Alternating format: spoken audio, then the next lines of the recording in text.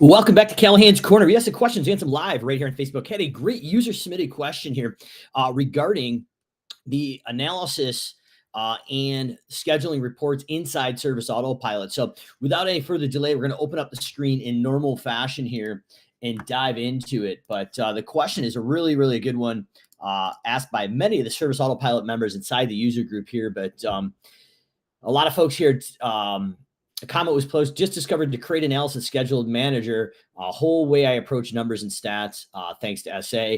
There's about 7 or 8 other comments how to actually find it and use it. So this is something that is not new. This happened with the new advanced reporting, the third-party bolt-on with Logi. So what I'm going to do is open it up in normal fashion and show you how to actually utilize this inside Service Autopilot.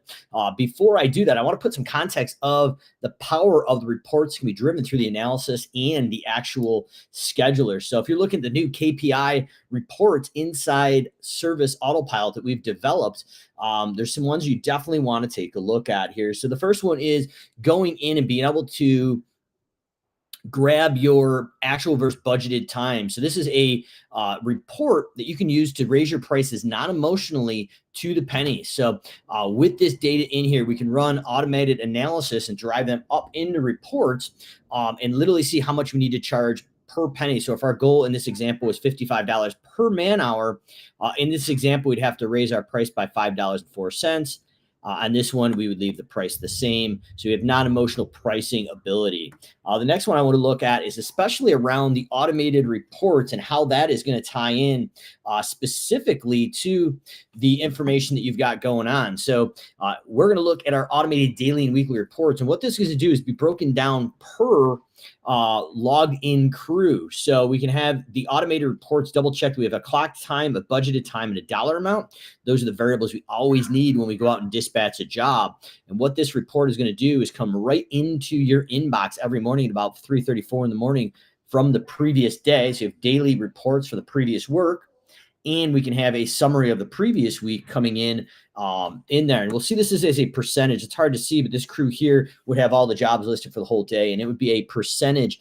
100% is right on budget. 125, as you're seeing on the screen here, would be basically 25% under budget. And 90% would be basically 10% over budget. We've done that in a way that you can go out and share this information with your crews in a non-emotional way. So, hey, Dave, your crew only did 90% today with quality. Obviously, they know they did not hit the mark. But if you said, hey, Dave, you guys gave 125% today with quality, they know they did above what was needed. 100% is 100%. But this is a non-emotional way now that we can take a look at this as a leadership team and share this data. The idea is that we're going to take the analysis, which I'm going to show you, and run that into a report and take that reporter analysis and drive it into an automated report.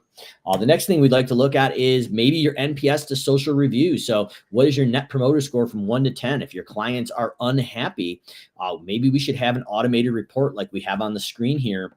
And I'll blow this up a little bit here for you. But basically, this is the ability to take a look at an automated report that we have built into our automations that drives into a report that goes to someone on the leadership team, showing them where their cancellation risk is. And then if you're doing P for P, pay for performance, or piece rate, we have the ability here to send out automated reports for whoever's handling your payroll. So in this example, Carla and I have only done one job this week, but the idea is that the report would capture the clock in and clock out time, make sure we have budgeted times and a dollar amount, and we would go in and give them a percentage of the pay of the invoice or their hourly rate times the budgeted time they work. And the good news with this automated report is we could take a look at it. And if Carla and I got to the spring cleanup here and she got there at 11:30 and I got there at noon, I clocked out at 12:34 and she left at 12:21, the math behind this automated report would automatically be delivered and do the math for you. So Carla would get her percentage and I would get my percentage. So if you have multiple crews doing multiple jobs coming in and out in a spring cleanup or fall cleanup scenario, this would be tackled in. And then the final one that we'd like to automate is our non-billable downtime percentage. So on the far right here, this company over the season so far, 25% of the time the crews are in the field is actually non-billable. So this is the idea of some of the really important data that can be automated and put to the leadership's team or admin team or anybody else on the team without you having to do that. So what we would do is go into our report center and go report center here. We'd have a report or an analysis built out. So what you're going to do is scroll all the way over to our last week report, click on the little clock, and we would go in and literally put who's it from, who's it to. This is our weekly KPI report. I would probably put it in a landscape area, and then we're going to go in and schedule it weekly, 6 days a week, because it's the previous day. And I would schedule that probably at 5 a.m. And then we'd set that and hit done. Once we hit done, just copy that email here. Once we hit done and refresh, that will actually come in, and that little icon on the far right will actually turn green, the clock, and then we know that's a scheduled report up here. So the thing you need to keep in mind when you're doing this is you only get up to 5 reports, so you want to schedule your 5 most important parts. That is a limitation of the system, not anything from Simple Growth.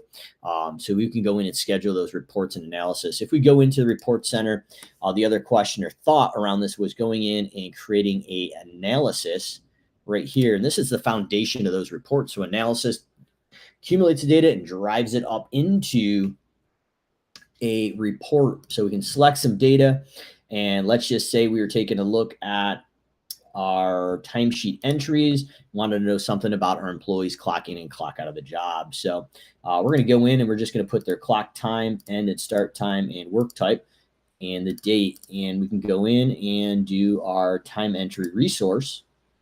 And what this will do is give us the ability here, if we had data in here, to see when they clocked in and out for the day. We could also say when they clocked in and out of jobs, and we could see if it's billable, non-billable time, or office time.